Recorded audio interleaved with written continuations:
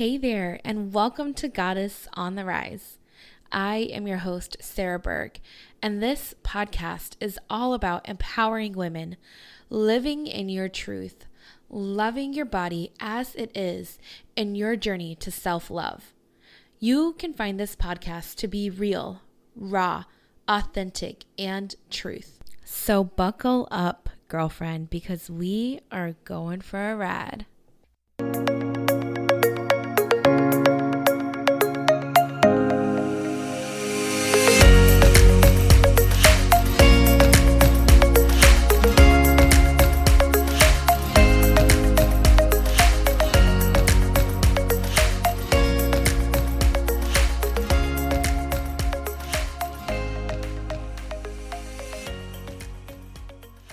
All right. Happy Thursday, you guys. I am so excited to be here with you guys. Mostly because last week, obviously, I didn't do an episode, but because I am in my podcast studio. That sounds really freaking fancy. And honestly, it's my closet and I'm surrounded by clothes all over the floor. I still have not put everything away yet, and it is what it is. I'm going to roll with it. I'm going to be okay with it. Anyway, on today's episode, I want to share with you guys all about how to get out of a funk. And just to kind of like piggyback on that, or to share what I've experienced, it never fails that whenever we are so freaking busy, like it feels like the world is heavy on our shoulders and we're just so overwhelmed, I feel like the very first thing that seems to go is self-care. And maybe you're like, nah, not for me. I'm pretty cool. I'm good. I'm Gucci. And if so, like, I'm sorry, this podcast isn't for you. Like, at least this episode's not for you, because this is for the people who feel like when they are so overwhelmed that people pleaser in them kind of comes out, and or maybe it's always been out and you just haven't been able to like kind of get rid of it yet. But anyways, that people pleaser piece of you comes out, and the next thing you know, you are on the back burner and it's everybody else who matters, right? So this is a place where I find myself so often. And it's one of the things that, one, I'm aware of, which we always know that's key to anything, is to actually be aware of it, right? Self-awareness is so important. And I've learned, I'm very aware that I am doing this. And it's funny because last week I was like, gosh, and I'm not even judging it. I just was like straight up dumpster to myself, man. Like low key was not having a good time. I had finals. I was stressed. I recently talked about how I had a miscarriage and I've been bleeding for weeks because of this. Gotta love healthcare. Got to love healthcare. Anyways, I'm exhausted. I'm tired. And on top of all of this, we were in the middle of a move. Just me and my husband. Gotta love the military. Yeah. So we qualified for, just a little side note, we qualified for what is it called? I want to say custom move, but that's not it. Courtesy move. And basically that's where the movers, military movers would come in, pack us all up, move us to our new house.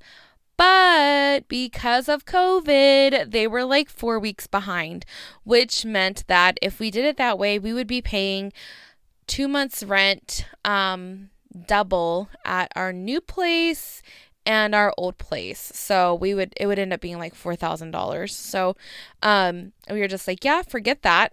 Not happening.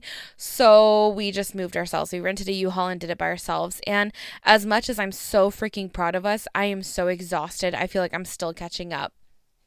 And we have so much set up already at the new house, but last week I had to go over to the old house and pick up you know, like all the like random stuff that you just have in random places. Maybe not, no. But for me, that is definitely my life.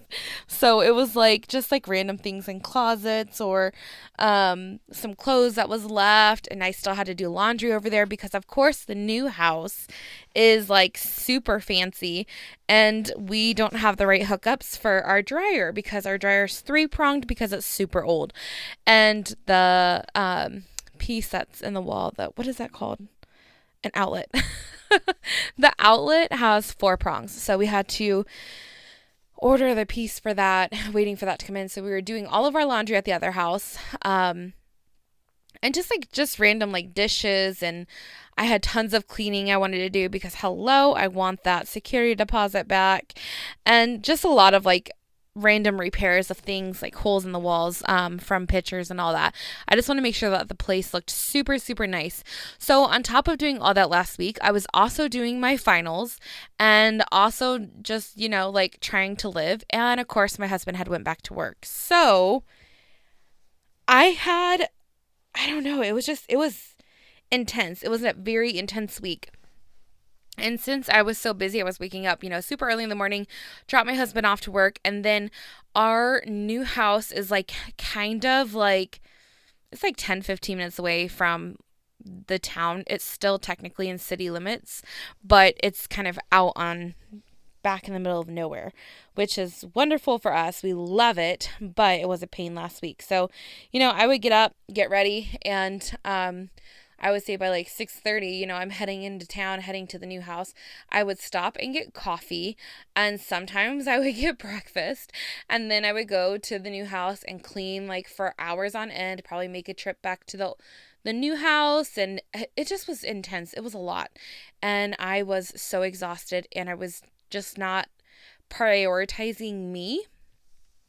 So it became like very apparent um, that this week I really wanted to focus on that more. Like, I wanted to focus on not getting a freaking coffee every day, or not eating trash every day, or not eating at all every day, which I 10 out of 10 do not recommend. And just like really respect my body this week. And when I was thinking about this, I was talking to one of my clients, and she had a similar experience last week. She just had a really tough week, and when I was talking to her, I reminded her, because she said like all my progress has gone completely out the window. Like, I had this shitty week and I feel awful, and I feel like I'm back to square one. And what I can tell you is, when you're in these situations, and this isn't how I felt last week and going into this week, it was very easy for me to just be like, oh, okay, well, this is where I'm at now, and this is where I want to be, and this is how I get to it. I didn't judge the situation. It is what it is. Sometimes we go into these self-sabotaging behaviors, or sometimes we go into this survival mode, right? So like, I did what I did, what I thought I needed to do to get through that week, right? And it's done, and it's over with now. The thing that, you know, I had to remind her was that, hey, like, you know, first off, you're aware that you had a bad week, and self-awareness, as we know, and we've talked about before, is huge, right? Like, first of all, there's so many people that are going through weeks like this at a time, and they don't even recognize like their behavior is so detrimental, and they're doing it. And I'm not saying this to judge or at all. I'm just saying like to be aware, but they're doing it out of self-sabotage, you know, like that self-sabotage behavior, limiting beliefs, like the belief that, oh, I don't deserve to be healthy. I don't deserve to have X, Y, and Z. And let me tell you, like, from experience and from helping my clients, like, this is very, very, very common.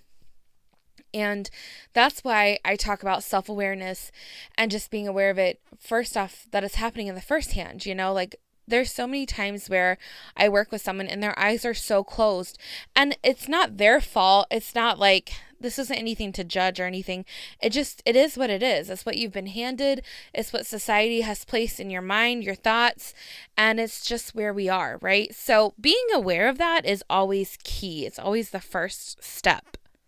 The other reminder here is that we need to show up for ourselves, right? So now we have this awareness, right? We know like, hey, this is something that I do. This is something that has happened to me, whatever it is. Now we can take charge instead of sitting in it and judging it or whatever it is that we do with it, instead of just being like, gosh, that sucks that happened. It's absolutely okay to feel what you need to feel, but don't unpack there. Let it go. It doesn't have to consume you, right? And then we have the responsibility to fix that. Instead of placing blame, instead of staying the victim, we have the power. We have the tools to change that around, right? Okay, so one of the things that I think is the biggest issue with all of this is that it's the people pleaser in us. We put others' needs before ours, and naturally it leads to neglect on ourselves. So like I said before, it's important to just acknowledge it, and not judge it. So I want to give you 3 tips today that maybe this is you. Maybe you're in this funk right now. Maybe it's lasted more than a week, maybe it's lasted more than a year. Maybe it's like, shit, like I need to change, and I know I need to change, but I don't know how to change. Sister, I am going to give you these tips today, right now. So for the very first thing, I would 10 out of 10 recommend hiring a coach.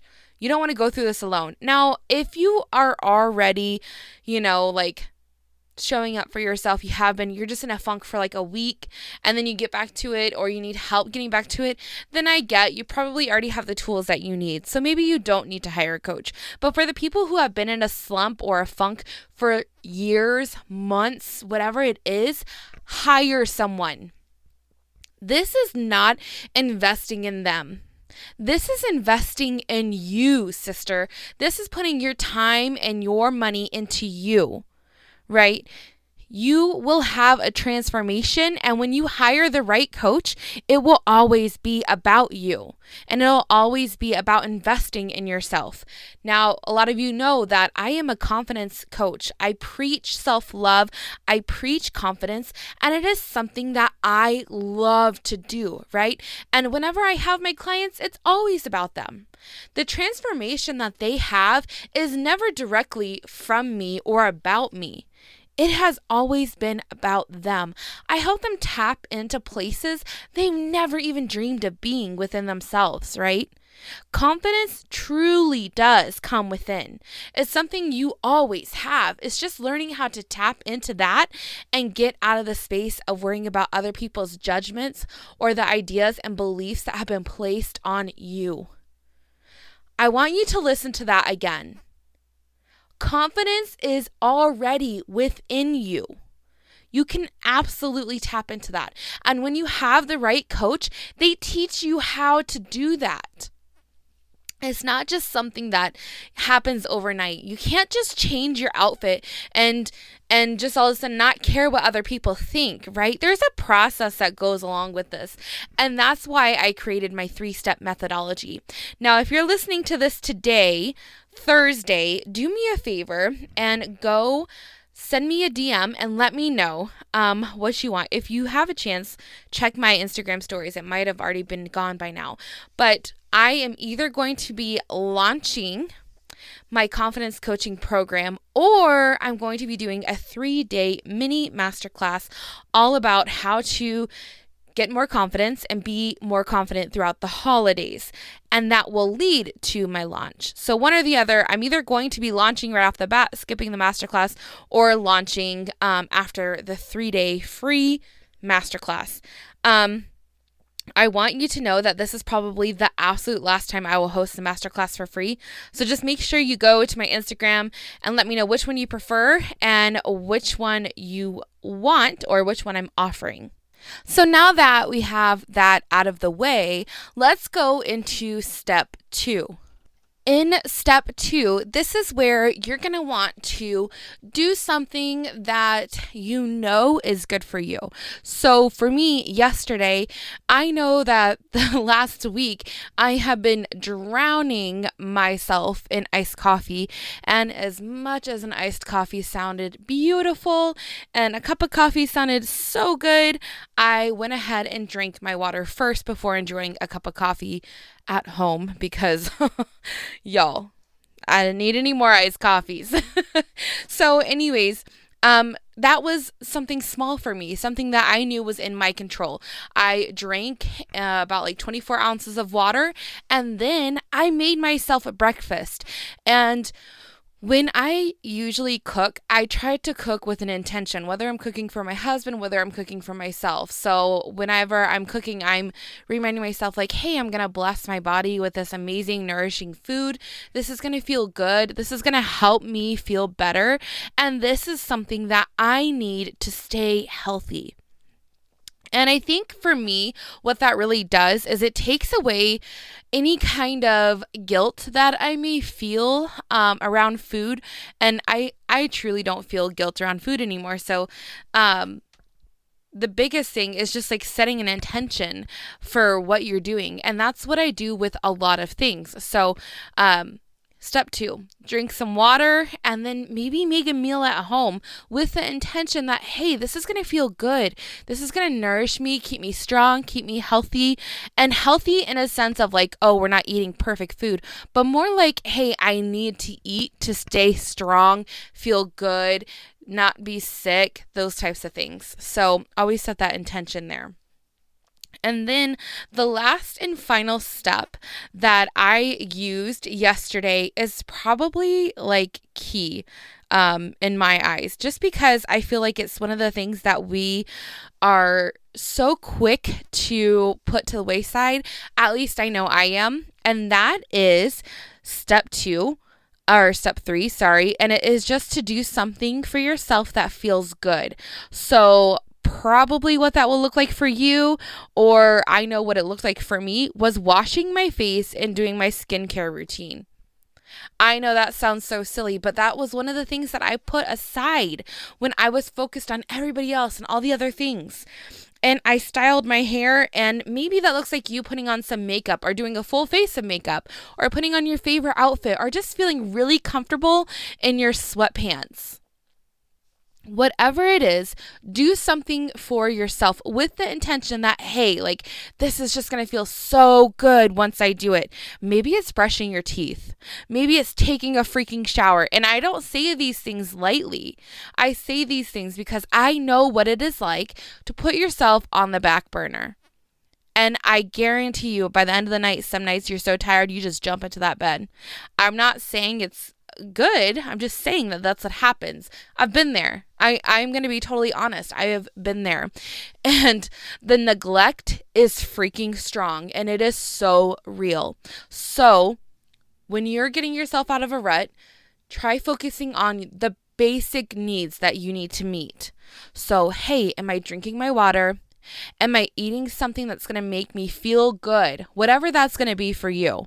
And then am I doing my basic things that I know make me feel better? Am I showering? Am I brushing my teeth? Am I doing my hair if that feels good? Am I washing my face and doing my skincare routine if that feels good? That's key. Does it feel good to you? All right, guys. Well, I'm going to wrap this up. I hope this helped you in some way. I know for me, like, remembering like, hey, like I can get myself out of this. I know I can feel better. Always makes me feel better. And knowing what I need to do and how I need to do it to get myself out of a rut is key to getting myself out of a rut. I mean, we don't have to complicate these things, you know? All right, guys. Well, I love you so much. And yeah, let me know if you are needing a 3-day mini training, kind of a little guide to feeling confident over the holidays. And I can't wait to help you feel more freaking confident in the body you are in. All right, I love you so much. Have an amazing Thursday, an amazing week, an amazing weekend.